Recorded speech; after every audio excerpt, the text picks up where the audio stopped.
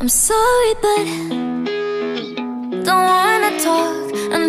Halo semuanya, saya Jessica Felicia Tono dari Sekolah SMA Dharma Yuda kelas 12 IPS B. Dan hari ini saya akan melakukan vlog sejarah mengenai yang pertama yaitu Perang Dingin, kedua ASEAN, ketiga yaitu konflik antara Palestina dan Israel. Baik, kita langsung saja ke pembahasannya. Perang Dingin. Apa itu Perang Dingin? Perang Dingin adalah perang teknologi antara Amerika Serikat dan Uni Soviet yang sedang berperang saling mengunggulkan teknologi-teknologi yang dimiliki. Adapun beberapa faktor-faktor penyebab terjadinya Perang Dingin. Terjadinya Perang Dingin didahului oleh beberapa hal sebagai berikut. Yang pertama yaitu pengingkaran hasil kesepakatan oleh Uni Soviet.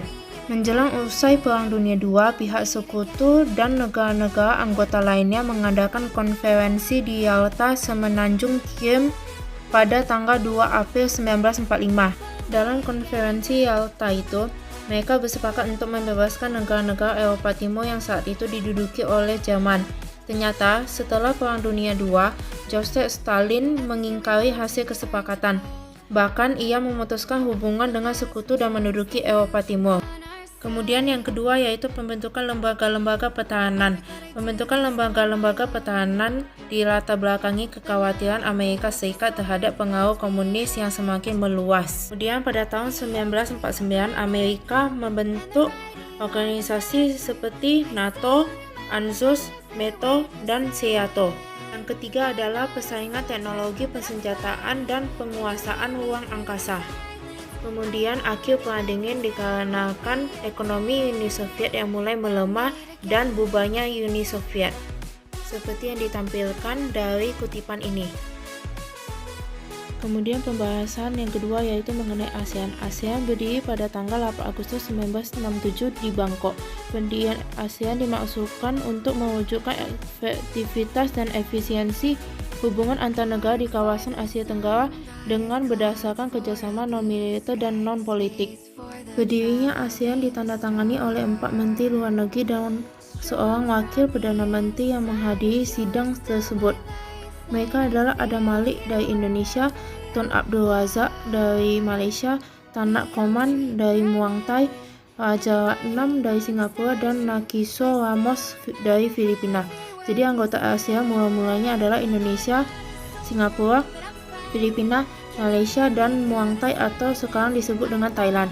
Kemudian ditambah Brunei Darussalam, Vietnam, Myanmar, Laos, dan Kamboja. Kemudian berikut ini adalah tujuan pokok ASEAN.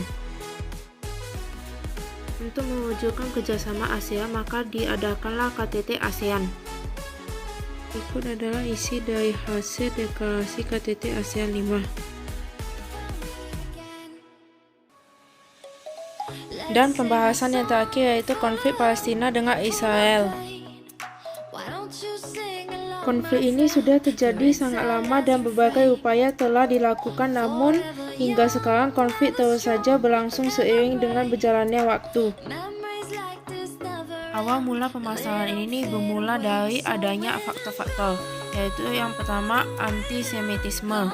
Antisemitisme yaitu suatu sikap pemusuhan atau prasangka terhadap kaum Yahudi dalam bentuk-bentuk penganiayaan atau penyiksaan, mulai dari kebencian terhadap individu hingga lembaga. Kebencian tersebut karena kesuksesan bangsa Yahudi dibandingkan penduduk setempat. Yang kedua yaitu gerakan Zionisme. Kemudian proklamasi berdirinya negara Israel. Pasukan Inggris resmi ditarik mundur dari Palestina pada tanggal 14 Mei 1948. Kaum Yahudi segera memproklamasikan berdirinya negara Israel. Berikut tahun-tahun konflik Israel-Palestina dan upaya-upaya perdamaiannya. Melihat perjuangan bangsa Palestina yang tidak mengenal lelah, pemerintah dan rakyat Indonesia berempati dan turut merasakan penderitaan mereka. Karena itu, selama ini pemerintah dan rakyat Indonesia berusaha sebisa mungkin membantu Palestina. Sekian vlog sejarah saya. Terima kasih telah menonton. Saya mohon maaf jika ada kesalahan dalam berbicara.